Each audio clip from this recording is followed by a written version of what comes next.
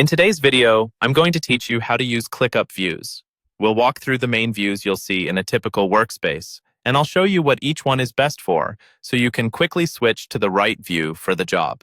First, make sure you're in your ClickUp workspace and open the area where your tasks live. In this example, we're starting from an overview page inside a team space. Think of this as your home base for a group of tasks or projects. Once you're here, you'll see a row of view options across the top of the screen. Let's start with the List view. Go ahead and click on List.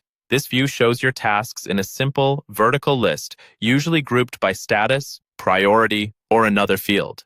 It's great when you want a clean, spreadsheet-like overview of everything that needs to get done. From here, you can quickly scan task names, due dates, assignees, and other key details in a straightforward layout. Next, click on Board. The Board view is your classic Kanban-style layout, where tasks are arranged in columns, usually by status. Each task appears as a card that you can drag and drop between columns as work progresses.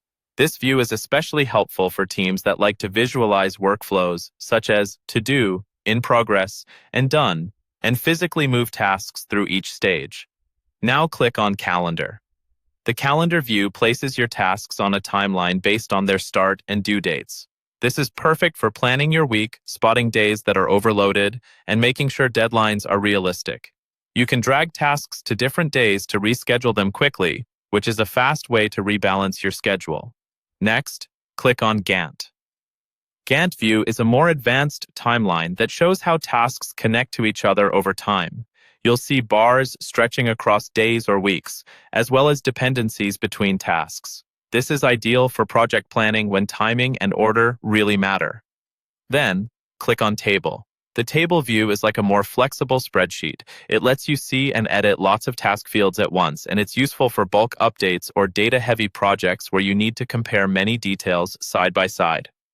After that, click on Workload. This view shows how much work is assigned to each person over time. It helps you see who is overloaded and who has capacity, so you can assign tasks more fairly and avoid burnout. Next, we'll return to a board-style view again by clicking on Board. From here, look for the highlighted area in the interface that lets you adjust or rename this view. Click on the highlight, then click on the next highlighted area to open the editing or naming field. In that field, type in your desired view name. This is where you can give your view a clear, descriptive title so you and your team can recognize it later. And that's it. By moving through List, Board, Calendar, Gantt, Table, and Workload, and then naming your view, you've learned how to navigate and customize ClickUp views to match the way you and your team work.